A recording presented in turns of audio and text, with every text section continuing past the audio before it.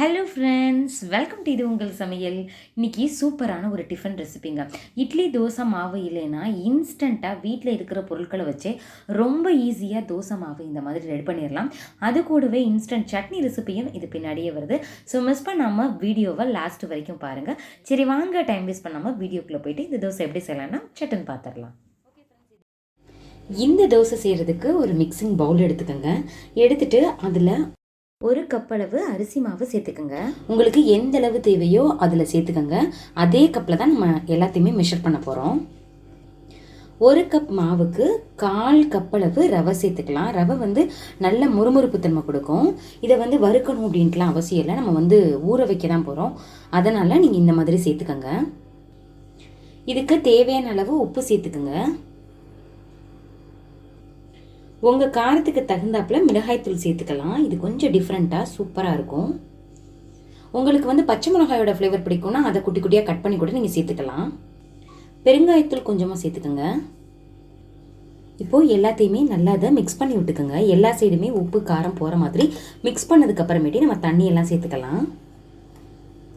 நிறைய தண்ணி ஊற்றி மிக்ஸ் பண்ணணும். அதனால் நான் பெரிய பவுலுக்கு ட்ரான்ஸ்ஃபர் பண்ணிட்டேன்.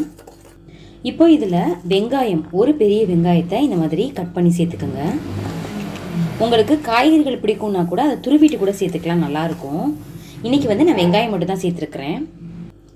இது கூட புளிப்புக்கு 1/4 கப் அளவு தயிர் சேர்த்துக்கோங்க. எந்த கப்பில் எடுத்தீங்களோ அதே கப்பில் மெஷர் பண்ணிக்கோங்க.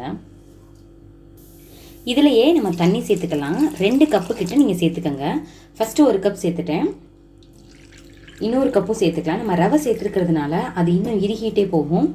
அதனால் 2 கப் தாராளமாக சேர்த்துக்கோங்க. பார்க்குறதுக்கு இப்போ ரொம்ப தண்ணியாட்டம் இருக்கும். நீங்கள் நல்லா மிக்ஸ் பண்ணிவிட்டு கொஞ்சம் நேரம் கழித்து பார்த்தீங்கன்னா இந்த தண்ணி இன்னும் கொஞ்சம் சேர்க்குறாப்புல வரும். கட்டி இல்லாமல் நல்லா அதை மிக்ஸ் பண்ணி விட்டுக்கோங்க. நல்லா மிக்ஸ் பண்ணியாச்சு. பாருங்களேன், இந்த பதத்தில் இருக்கணுங்க. கெட்டியாக இருந்துச்சுன்னா நல்லா இருக்காது. உங்களுக்கு அப்படி கெட்டியாகிற மாதிரி இருந்துச்சுன்னா விஸ்கை வச்சு நல்லா மிக்ஸ் பண்ணி விட்டிங்கன்னா நல்லா வந்துடும். இப்போ இதில் கொஞ்சமாக கருவேப்பிலை சேர்த்துக்கலாம். இப்படியே போட்டோன்னு வச்சுக்கோங்களேன், அப்படியே எடுத்து போட்டுருவாங்க.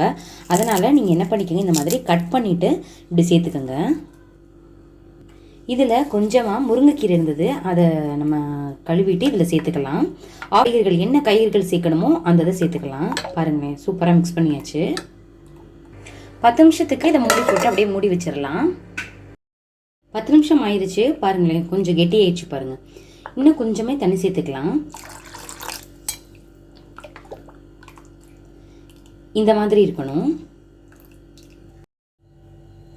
கல் நல்லா காஞ்சிருச்சு. மாவை நல்லா மிக்ஸ் பண்ணி விட்டு ஊற்றுங்க. இல்லைன்னா அடியில் நம்ம சேர்த்த வெங்காயம் அப்புறம் ரவை எல்லாமே தங்கிடும். இந்த மாதிரி அலசி ஊற்றி விடுங்க. தோசை மாதிரி கும்மலாக ஊற்றி இருக்கக்கூடாது.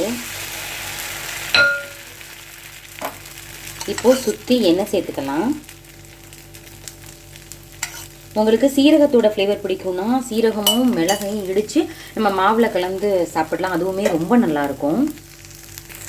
பாருங்களேன், இந்த சைடு எல்லாமே கலர் நல்லா மாறிட்டுருக்கு. இந்த ஊடலெல்லாம் பாருங்களேன், ப்ரௌன் கலரில் மாறினதுக்கப்புறம் திருப்புங்க. அப்போ தான் நல்லா கிறிஸ்பியாக இருக்கும். நம்ம இந்த தோசையை நான்ஸ்டிக்கில் செய்கிறத விட இந்த மாதிரி கல்லில் நீங்கள் செஞ்சு பாருங்கள். தோசை கல்லில் செஞ்சால் தான் அதோட டேஸ்ட்டே தனி. நல்லா முருகலை வந்துட்டுருக்கு. அப்படியே லைட்டாக ஓரத்தை மட்டும் எடுத்து விடுங்க. இதுக்கு கார சட்னி பெர்ஃபெக்ட் காம்பினேஷனாக இருக்குங்க. செம்ம டேஸ்ட்டாக இருக்கும். எடுத்தாச்சு, திருப்பிடலாம். சூப்பராக பாருங்கள், நல்லா கிறிஸ்பி ஆயிடுச்சு. அந்த சைடும் நல்லா வெந்ததுக்கப்புறம் எடுத்துடலாம். பாருங்களேன், சூப்பரான தோசை, இன்ஸ்டன்ட் தோசை ரெடி ஆயிடுச்சு. இன்ஸ்டன்ட் தோசைக்கு இன்ஸ்டண்ட்டான சட்னி நம்ம செஞ்சிடலாம். அதுக்கு 2 டீஸ்பூன் நல்லெண்ணெய் சேர்த்துக்கோங்க. இதில் கொஞ்சமாக கடுகு சேர்த்துக்கோங்க. கடுகு பொரிஞ்சதும் கொஞ்சமாக தாளிப்புக்கு பருப்பு, பாசிப்பருப்பு சேர்த்துக்கலாம். உளுத்தம்பருப்பு சேர்த்துக்கலாம். நல்லா கலர் சேஞ்ச் ஆகிருச்சு. இந்த நேரத்தில் மிளகாய் வத்தல் சேர்த்துக்கோங்க. உங்களுக்கு எவ்வளோ காரத்துக்கு வேணுமோ காரத்துக்கு தகுந்தாப்பில் சேர்த்துக்கோங்க. சேர்த்துட்டு இது கூடவே ஒரு 2 தக்காளியையும் நறுக்கி சேர்த்துக்கலாம். நல்லா அதை வதக்கி விட்டுக்கோங்க. தக்காளி நல்லா வதங்கணும். தக்காளி நல்லா வதங்கிருச்சு. இப்போ இதை வந்து மிக்ஸி ஜாருக்கு மாற்றிடலாம். ஆறிரட்டும், அதுக்கப்புறம் தான் அரைக்கணும். மிக்ஸி ஜாரில் நம்ம வதக்குனதையும் சேர்த்தாச்சு. இப்போ ஒரு கைப்பிடி அளவு நீங்கள் தேங்காய் வந்து கட் பண்ணியிருக்கேன், அதை நான் சேர்த்துட்டேன். இப்போ இதுக்கு தகுந்தாப்பில் உப்பு சேர்த்துக்கோங்க. பெருங்காயத்தூள் கொஞ்சம் சேர்த்துக்கோங்க. அவ்வளோதாங்க, இது அப்படியே நம்ம அரைச்சிட்டு வந்துடலாம். சட்னியும் அரைச்சாச்சு. மொறுமொறுன்னு தோசையும் சூப்பராக இருக்குது. நீங்கள் இந்த சட்னிக்கு இந்த நம்ம இன்ஸ்டன்ட் தோசையை நீங்கள் சாப்பிட்டீங்க அப்படின்னா அல்டிமேட்டாக இருக்கும். ரொம்ப ரொம்ப சீக்கிரம் செய்யக்கூடிய இந்த ரெசிபி. என்னைக்காவது இட்லி தோசை மாவு இல்லை அப்படின்னா நீங்கள் இதை ட்ரை பண்ணி பாருங்கள், உங்களுக்கும் இது ரொம்பவே பிடிக்கும். உங்களுக்கு நல்லா கிறிஸ்பியாக வேணும்னா தண்ணியாக கரைச்சிக்கலாம். இல்லை வந்து கிறிஸ்பியாக தேவையில்லை, மொறுமொறுன்னு தேவையில்லை அப்படின்னா கொஞ்சம் கெட்டியாகவே இது நீங்கள் சேர்த்துக்கலாம். இந்த மாதிரி தோசையை நீங்களும் ட்ரை பண்ணி பார்த்துட்டு எப்படி இருந்தது அப்படின்னு சொல்லிட்டு கமெண்ட் பண்ணுங்கள். இதே மாதிரி நிறைய ரெசிபிஸ் நம்ம சேனலில் போட்டிருக்கோம். தேவைப்பட்ட டிஸ்கிரிப்ஷன் பாக்ஸில் லிங்க் தரேன், அங்கே போய் பாருங்கள். ஓகே ஃப்ரெண்ட்ஸ், இதே மாதிரி நிறைய இன்ட்ரெஸ்டிங்கான வீடியோவில் பார்க்கலாம். தேங்க்யூ, பாய்.